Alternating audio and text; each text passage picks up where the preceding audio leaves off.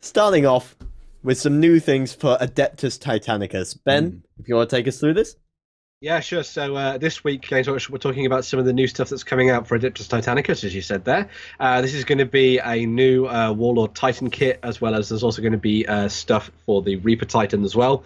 There's a couple of new weapon options. So you've got the Plasma Annihilators, as well as the Ariok Titan Power Claw. And then you've got on the other side for the Reaper, you've got Melter Cannons and Chain Fist, which is pretty awesome as well. The big thing about this as well that came out is that to begin with, Games Workshop were only going to be including these in a new Titan kit. So you had to go and buy yourself a new Titan and all the weapons separately, and the weapons together. But now they're going to be offering the weapons separately, which I thought was really cool. So they've actually listened to community feedback on that one, which was really good stuff. As well as that, you can also get yourself some new of the tiny knights. So you've got some Cerastus Knight Lancers in there as well, which you may have already seen in larger 28mm form, but now you can get them in 8mm as well. Sort of running around at the sort of knee height, shin height of the Warlord Titans, poking things in places where they shouldn't be. Nobody wants to be poked with a laser lance. No one wants to be poked with a laser lance, or even a regular lance, or even But yeah, there's some fantastic stuff coming out for this. It's really nice to see them supporting it.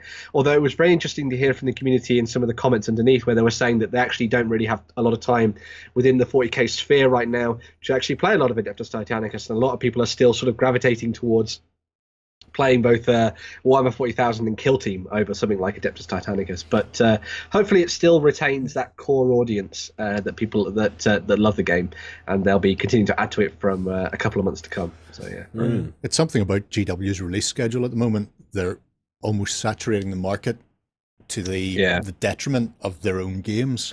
You no longer have a chance to go, here's a new game, here's a couple of months for it to bed in, get some games in, like Speed Freaks or Blackstone Fortress or Adeptus Titanicus, whatever it is.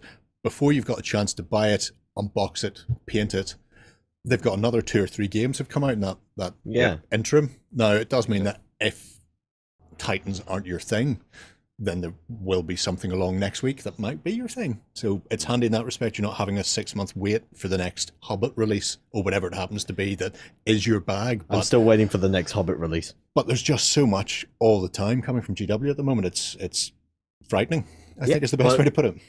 Yeah, well, just so you're aware, Sam, this weekend, I believe, or it might be next weekend at this point, there's going to be a huge release of a whole bunch of the old metal miniatures back onto the web store. So watch out for that. So.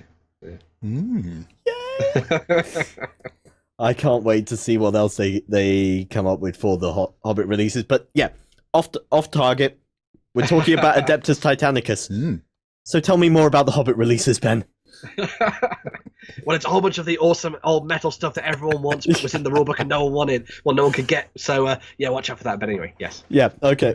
Now, on the Adeptus Titanicus stuff, the ones I particularly love there have to be the knights with the big pokey things. Yeah. I kind of miss the old Lancers. Years ago, when they first came out, they had some more centaur-like robots. So there were actually 4-legged versions of those Lancers. Wow. That was how they started. And they were just great, because if you wanted something to charge up and stick a lance into somebody, I'll have the giant robo horse, please. They're quite nice. I mean, but they just look like tiny little mechs, whereas they could have been centaurs. Yeah, a giant robo centaur sounds amazing. Yeah, that would have been really brilliant. Yeah. I mean, I love those knight models. Yeah. So I was just wondering, how viable are the wee knights in the game? Are they particularly useful when compared to the massive titans they're going alongside? It's one of those... I was going to say, sorry, Joe.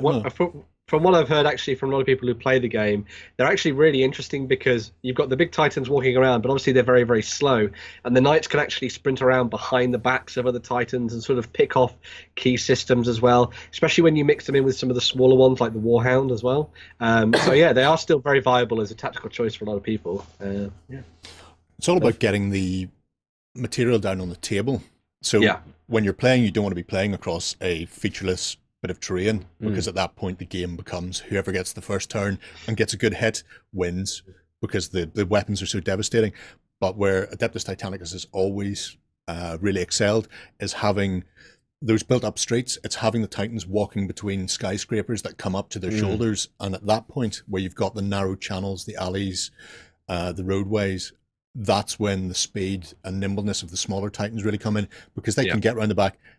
Either you've not got a void shield to your rear, at which point stabby good fun, or they get around there and they strip off the shields, allowing your big Titan to come around the corner and then deliver the knockout blow. So yeah, it's all about how you use them and how your table's set up. Perfect. All terrain, all the time. Best way to go with the table. Yeah.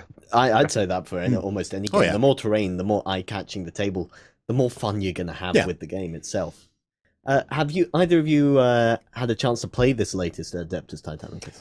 No, I've not been near any Titans in years, unfortunately. Oh, that's a shame. I think so. Yeah, we're definitely going to have to see if we can get a game of that in the studio at some point, because I love the look of it.